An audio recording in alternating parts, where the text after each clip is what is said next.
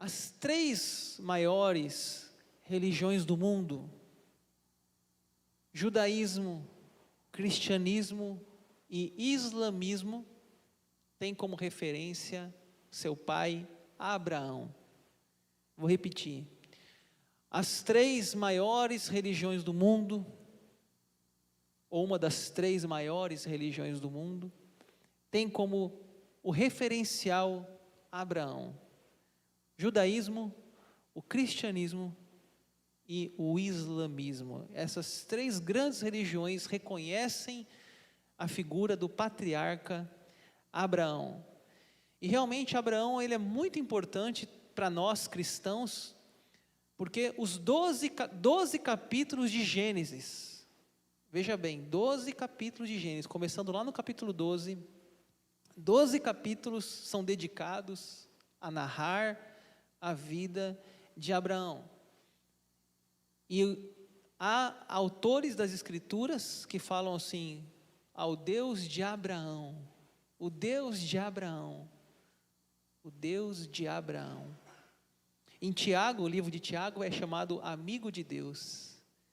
E foi da semente de Abraão que nasceu Jesus Cristo, né?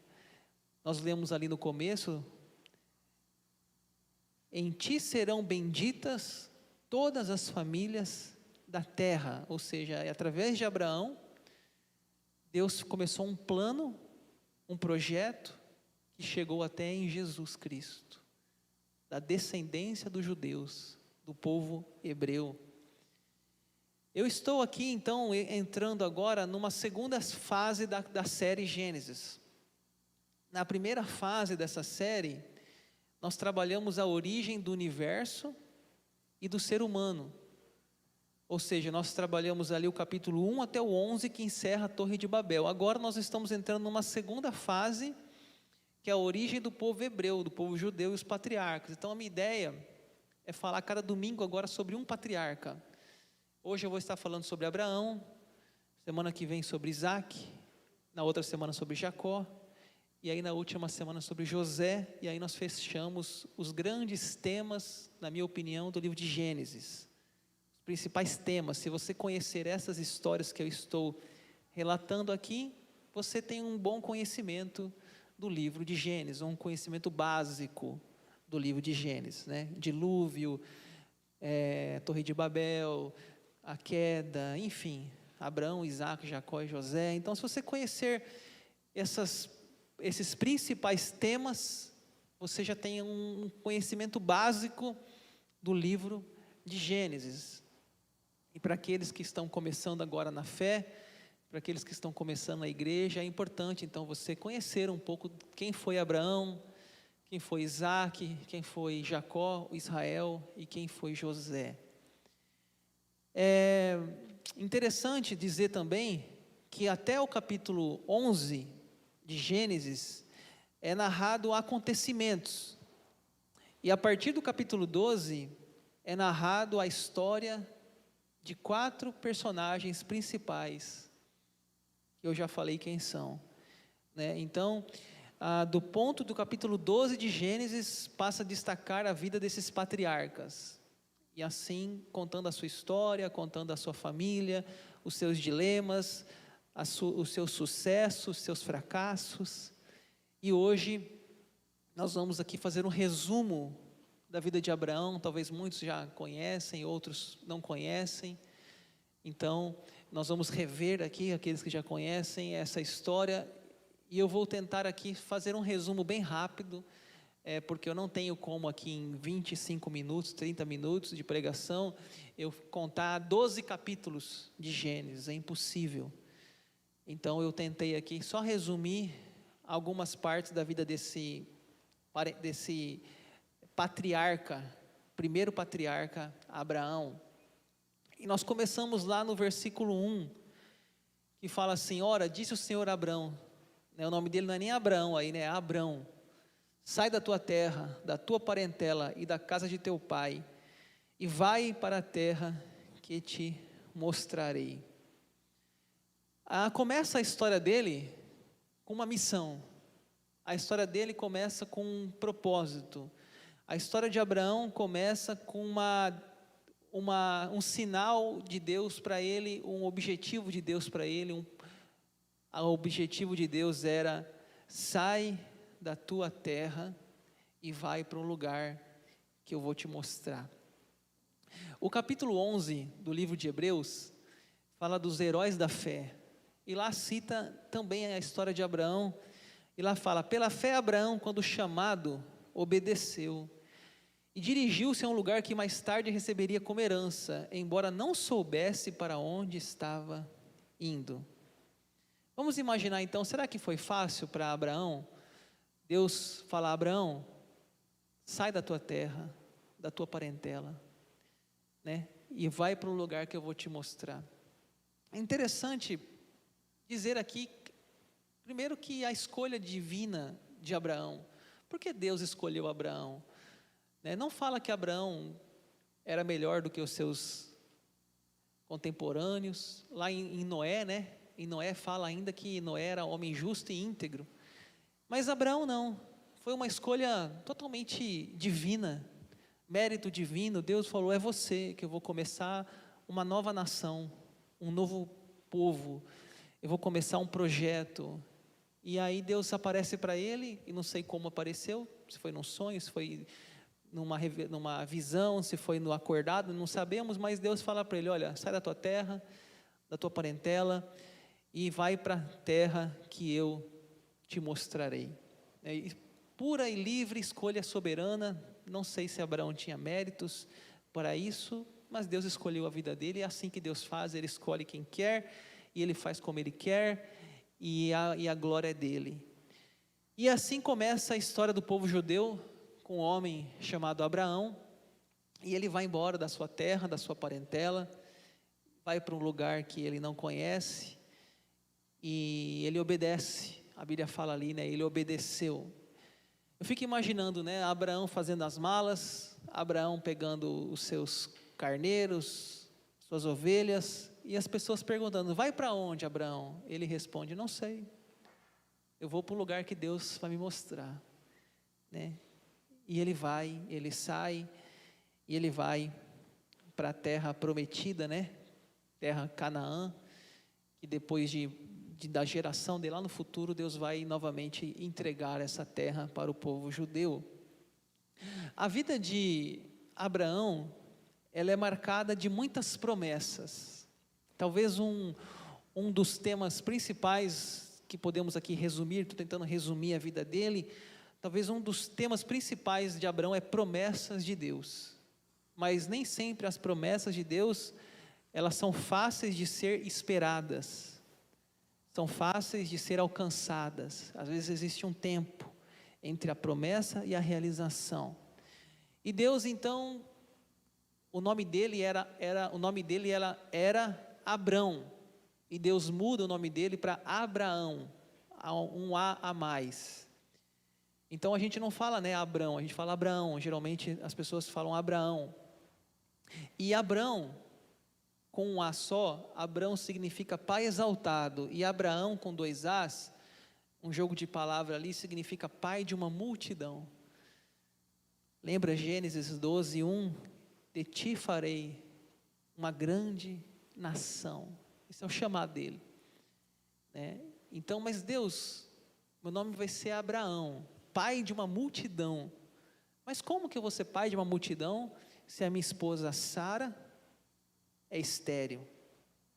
A esposa dele era estéril, ela não podia ter filhos. Até Deus mudou o nome da Sara também, o nome dela era Sarai. Deus mudou para Sara, que significa Sara, mãe de grande nação. Hoje, eu não sei se tem aqui na igreja, e eu não estou aqui fazendo um julgamento a ninguém, alguém que já tentou fazer processo para engravidar. Hoje a medicina está avançada, hoje a medicina tem ferramentas, e alguns só têm sucesso e engravidam, realizam o sonho da gravidez. Mas naquela cultura, naquela época, não havia essa tecnologia. Então, a mulher, quando ela era estéril, possivelmente era esse também o fim dos seus dias.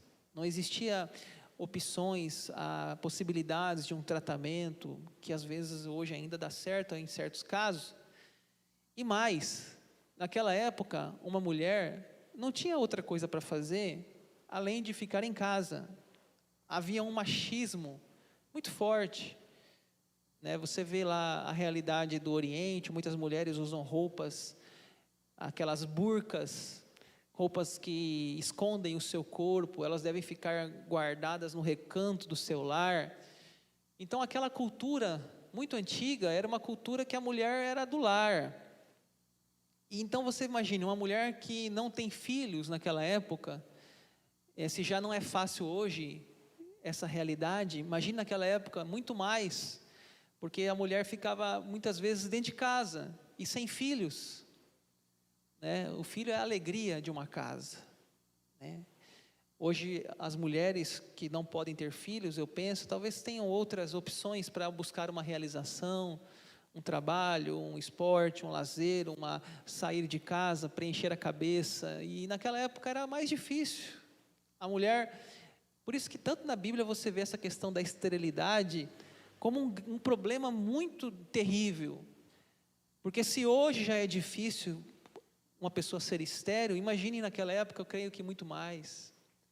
E esse era o problema de Sara, ela não podia ser mãe, e isso pesava o coração dela, e muito mais do que isso, as promessas de Deus, como se realizariam, se a esposa de Abraão ela era uma mulher estéril. E Abraão, ele decide resolver do jeito dele essa história. Gênesis 16 fala: ora, Sarai, mulher de Abrão, não lhe dava filhos, tendo porém uma serva egípcia, por nome Agar, disse Sarai a Abrão: eis que o Senhor me tem impedido de dar à luz a filhos, toma, pois, a minha serva, e assim me edificarei com filhos por meio dela. E Abraão uniu ao conselho de Sarai. Quando Deus chamou Abraão, vou usar Abraão, tá? Sempre Abraão. Quando Deus chamou Abraão, lá em Gênesis 12, os teólogos falam que ele tinha 75 anos de idade. Aqui no capítulo 16, os teólogos dizem que ele tinha 85 anos, ou seja, se passaram 10 anos. E como que aquela promessa de que ele seria pai de uma multidão não tinha se realizado? Não sei se você já esperou 10 anos por um sonho, é muito tempo, 10 anos por um sonho. E Abraão então começa a querer resolver do jeito dele. Deus fez promessas para ele. A Bíblia fala que um dia Deus mandou ele olhar as estrelas, olhar para o céu e disse: Abraão, conta as estrelas. Você consegue contar, Abraão? Não consigo. Pois é, a sua geração vai ser incontável. Tem outra cena na vida dele que Deus fala para ele olhar a areia do mar, da praia, falar: Abraão, conta essa areia. Você não pode contar, assim será a tua descendência, que são os judeus. Então Deus tinha muitas promessas, mas o tempo está passando, se passaram 10 anos e não nasce não, a mulher dele é estéril, e aí eles querem resolver do jeito deles, né? A gente fala no Brasil, o jeitinho do brasileiro. E aí a Sara tem uma ideia. A Sara fala assim: meu amor, tem uma relação com a escrava e tem um filho com ela. Esse filho vai ser só uma barriga de aluguel, não vai nada demais, ela só vai carregar no ventre, mas quando nascer já toma para mim, e o filho vai ser nosso, e nós vamos ser o pai e a mãe. Então a ideia parecia ser muito boa, mas não era isso que Deus tinha prometido, não era essa a promessa de Deus, não era que ele faria um atalho. Ele teria que aguardar que a Sara ia engravidar, tanto que há várias dúvidas dele com Deus, no livro no capítulo 12, 13, vai andando, ele fala: Deus, quem vai ser o meu herdeiro? É o Damasceno Eliezer, que era um funcionário possivelmente criado como o próprio filho dele? Deus fala: não é o Damasceno, você vai ter um filho do seu ventre, Muito claro, Deus foi muito claro com Abraão. Depois você lê em casa, Gênesis 12, 13, 14, vai lendo, você vai ver que é muito claro que Deus daria um filho para eles, um filho que não seria de um atalho, de um jeito, não, seria da gravidez de Sara. Mas ele com pressa, ela com pressa, eles foram lá e tomaram essa decisão, e nasceu um menino chamado Ismael. E esse menino Ismael teve muitos problemas, porque ele foi rejeitado. Esse menino Ismael, ele deu problemas para Abraão, porque a Sara começou a rivalizar com Agar. Agar agora queria ser mais do que uma simples escrava, queria ser tratada como uma mãe, uma esposa, e a Sara chegou ao ponto de mandar a Agar e o menino Ismael embora de casa. E a Bíblia fala que aquilo doeu o coração de Abraão, mas ele mais uma vez consentiu com a decisão de Sara. Então são coisas que a gente vê, decisões erradas, e até hoje você sabe que os descendentes de Ismael, que são os árabes, e os descendentes de Isaac, que são os judeus, ainda hoje eles vivem em conflito. É um conflito histórico, que nasceu lá na decisão de Abraão tentar resolver com suas forças, com o seu jeito, pegando um atalho. Uma outra parte de destaque na vida de Abraão é quando, depois que nasce Isaque, fruto da promessa, e Deus pede que sacrifique o menino. Esse trecho já está lá no capítulo 22, quando diz assim: depois dessas coisas, pôs Deus Abraão à prova, e lhe disse: Abraão, este lhe respondeu: eis-me aqui. Acrescentou Deus: toma teu filho, teu único filho Isaque, a quem amas, e vai-te à terra de Moriá, oferece-o ali em holocausto, sobre um dos montes que eu te mostrarei. Então, quem não conhece a história, a Sara vai engravidar, né, e vai colocar o nome do menino Isaque. Isaque significa riso. Essa palavra riso tem dois sentidos: o primeiro de alegria, e segundo de ironia, porque ela riu, ela disse: será que eu vou engravidar? Quando o anjo disse que voltaria naquele período e ela estaria grávida, ela ri. Então é meio que um riso também assim de: será mesmo que é verdade? De dúvida. Então esse menino nasce, chamado Isaque, e agora Abraão tem dois filhos, o Ismael mais velho, e o Isaque mais novo, filho de Sara. E a vida passa, os anos passam, e quando Isaque tem em torno de 13 anos de idade, Deus pede para ele algo muito difícil. Por isso o texto começa dizendo: Deus pôs Abraão à prova. Deus falou assim: eu quero aquilo que para você é o mais importante na sua vida, que é o Isaque, que é a promessa que você sonhou. E Deus então fala para ele: você vai lá no Monte Moriá, e você vai sacrificar o teu filho para mim. Você está pensando assim: como assim, pastor? Matar? É isso mesmo, sacrificar o menino, oferecer o menino em sacrifício. É isso que Deus pede. E Abraão, mais uma vez, ele obedece. Diz o texto lá que ele acorda de manhã, monta o jumento, arruma o jumento, e ele toma a estrada e leva o menino junto.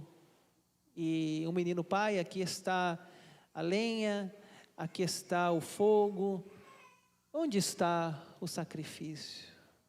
Abraão fala: Deus proverá o sacrifício, meu filho. E o sacrifício era o próprio Isaque. E ele chegando lá em cima daquele monte, a Bíblia fala que ele chega a amarrar o menino, ele chega a colocar o menino sobre as pedras, sobre o holocausto, e ele diz que ele pega o cutelo na mão, que era uma espécie de uma faca, e a hora que ele vai fazer o sacrifício, Deus fala: para, Abraão, para, porque você mostrou que você me ama tanto, que você por mim daria o seu próprio filho, você sacrificaria o seu filho. E aí Deus fala, pega aquele carneiro que está ali preso nos arbustos e sacrifica o carneiro, tira o Isaac do altar, do holocausto. Ou seja, irmãos, Deus não queria um sacrifício de uma criança, porque em nenhum lugar na Bíblia Deus pede isso. Deus estava colocando Abraão à prova. Deus estava avaliando se o coração dele era um coração que Deus estava em primeiro lugar, se ele amava mais a Deus do que o próprio filho que foi aguardado por tantos anos. Mais uma vez é citado em Hebreus essa parte da vida dele. Pela fé, Abraão, quando posto à prova, ofereceu Isaque. Estava mesmo para sacrificar o seu unigênito, aquele que acolheu alegremente a promessa, a quem se tinha dito, em Isaque será chamada a tua descendência, porque considerou que Deus era poderoso até para ressuscitá-lo dentre os mortos, de onde também figuradamente o recobrou. Ou seja, ele tinha tanta fé em Deus, tanto que ele é chamado amigo de Deus, que ele falou, eu mato meu filho, mas Deus ressuscita ele. Então era uma relação que Abraão tinha muito forte com Deus, tanto que Deus fala, sai da terra, ele vai para o monte, ele tinha esses altos e baixos, né? Ele tinha os momentos de fé, de fraqueza, mas ele era sim uma pessoa também que tinha muitas qualidades, e a sua morte está registrada no finalzinho ali se eu não me engano, não tenho agora o capítulo aqui, mas fala que ele viveu 175 anos, e foi sepultado por Isaque e Ismael, os dois filhos dele, sepultaram ele no campo de Efron, né? No campo de Efron, está ali no final da história dele, no livro de Gênesis. Eu poderia falar aqui de muitas outras coisas com vocês, mas eu tentei aqui fazer um resumo rápido, até porque, como eu já expliquei, são 12 capítulos da vida dele, e eu não tenho tempo para ficar falando aqui sobre 12 capítulos, e eu sempre procuro que a pregação não seja cansativa, que a pregação seja aqui para você um momento que você sinta-se confortável, e até quando você sai daqui falando, puxa, já acabou, eu até acho melhor do que você falar, pastor, não para de falar. Mas antes da gente concluir a história dele, eu quero deixar algumas lições que para nós, da vida dele, claro que poderíamos pensar em tantas outras, e na célula, é um momento que a gente pode falar de outros episódios na vida dele, de outras lições. A célula é essa oportunidade de conversar sobre mais a fundo, ou explorar mais. A primeira lição que eu tiro da vida de Abraão é a obediência dele, né? Como eu disse, apesar dele ter sido uma pessoa não perfeita, ele fraquejou, né? Ele tentou dar um jeitinho, mas ele era assim uma pessoa de virtude, que tinha a virtude da obediência, né? Você vê aí o livro de Hebreus citando a vida dele, e a gente pode sim aprender com ele. Eu fico imaginando, se Deus falasse com você hoje, ou comigo, fulano, ciclano, beltrano, sai da tua terra, sai da tua parentela, você teria essa coragem de sair, mudar de cidade? Você teria essa coragem de dizer, sim Senhor, eis-me aqui, usa-me? A gente se apega muito às pessoas, a gente se apega à família, a gente se apega ao lugar, mas Deus às vezes tem um propósito, e Ele diz, Abraão, sai. Então realmente não foi fácil para ele, mas ele obedeceu.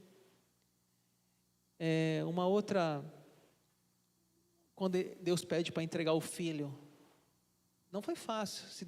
Eu tenho um filho de 12 anos, talvez vocês aqui tenham alguém que tenha filho de 11, 12, 13, você teria coragem de Deus falar assim, sacrifica, e você com uma fé tão grande, dizer, não, Deus vai ressuscitar ele, mas eu vou sacrificar?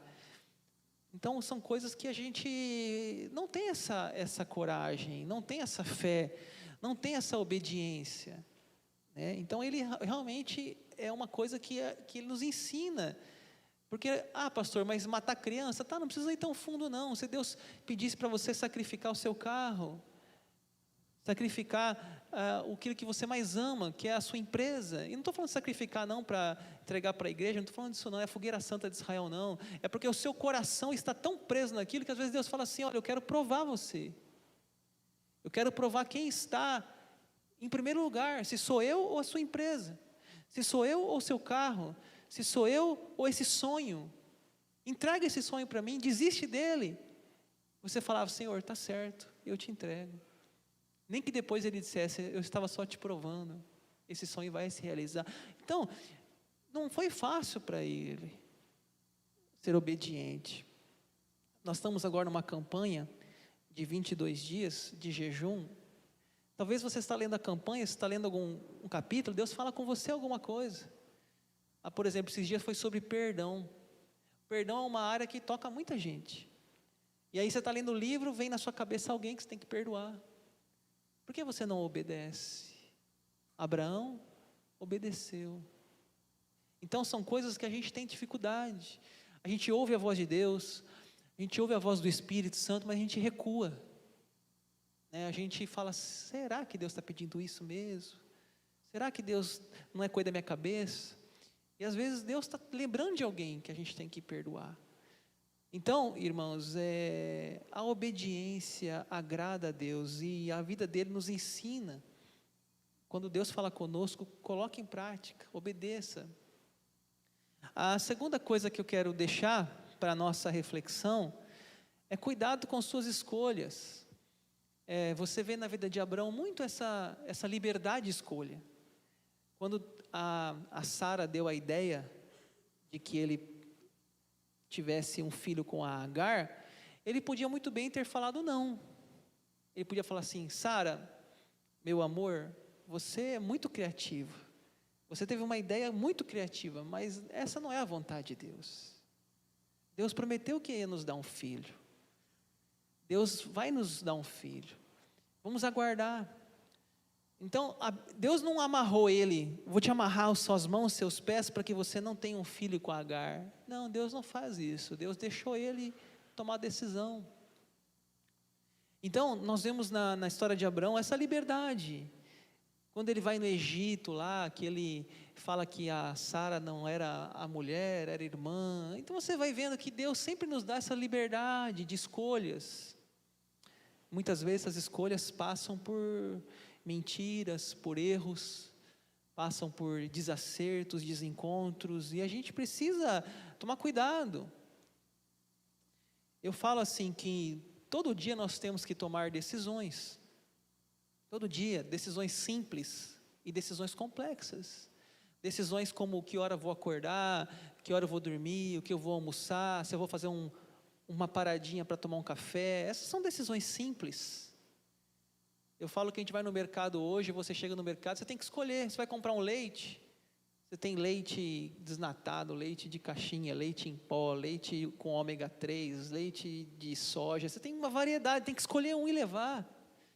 Essas escolhas não têm tanto impacto em nossa vida, mas tem outras escolhas mais profundas.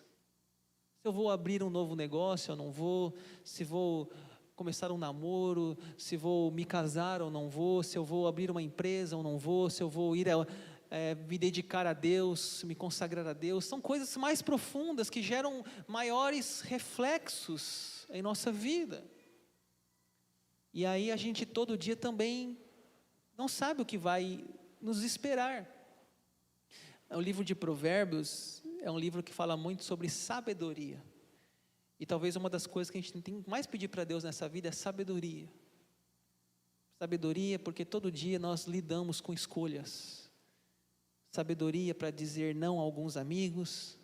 Sabedoria para dizer não a alguns convites. Sabedoria para dizer sim a outras coisas.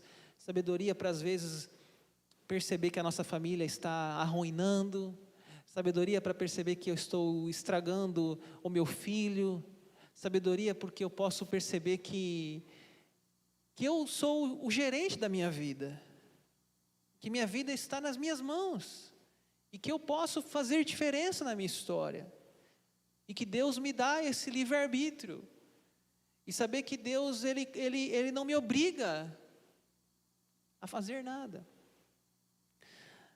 Uma coisa assim que a gente tem pensado, eu queria até fazer um alerta aqui para a igreja, nessa campanha de jejum, muitas pessoas estão falando sobre fazer de rede social. Irmãos, o celular hoje está estragando as famílias. Hoje nós estamos ficando muito tempo no celular. Nós precisamos pensar nisso. O marido está no celular no quarto, a esposa está no outro quarto, com o celular na sala, o filho está no outro quarto no celular, está todo mundo no seu mundinho.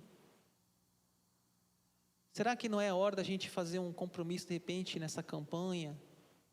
Aqueles que têm esse hábito ruim, de repente, tirar o celular à noite, fazer um compromisso, chegamos em casa à noite, ninguém pega o celular, na hora do almoço, porque ainda dá tempo, irmãos, ainda dá tempo de você salvar o seu casamento, de você salvar os seus filhos, salvar a sua família. São escolhas. O tempo está passando, pode ser que não vai ter tempo. Você talvez não poderia ter proibido a sua esposa de te trair, ou seu marido de te trair, mas talvez você poderia ter dado mais tempo para ela e para ele, e talvez ter evitado aquela conversa na madrugada. Talvez você poderia fazer algo hoje. Talvez você não poderia evitar que seu filho entrasse no mundo das drogas, mas talvez você poderia ter dado mais atenção para ele, e isso salvaria ele do isolamento no celular. Ou seja, a gente não vai culpar o mundo, trazer para nossas costas as escolhas de cada um, mas a gente tem que pensar que nós podemos mudar algumas coisas ainda hoje. Há tempo para mudar, há tempo de pegar novos caminhos. Então, a vida de Abraão, ela nos mostra isso, que Deus, ele nos permite escolhas, e muitas vezes escolhas têm consequências, que foi o caso do nascimento de Ismael. E último, outros serão impactados por sua decisão. Se nós tomássemos uma escolha, e se somente nós assumíssemos as consequências, estava bom, ou menos ruim. O problema é que quando a gente toma uma escolha, outras pessoas são afetadas. Quando um jovem decide usar droga, ele experimenta usar o crack, e ele se afunda no vício do crack, ele não só afeta ele afeta uma família. Toda a família sofre.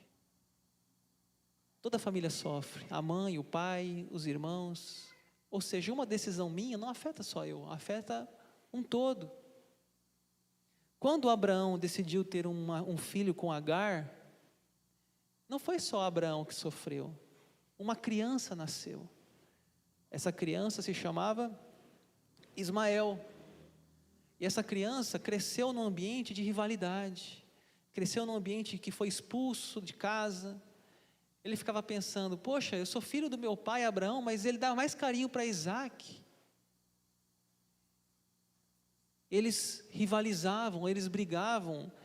Ou seja, as nossas decisões afetam outras pessoas.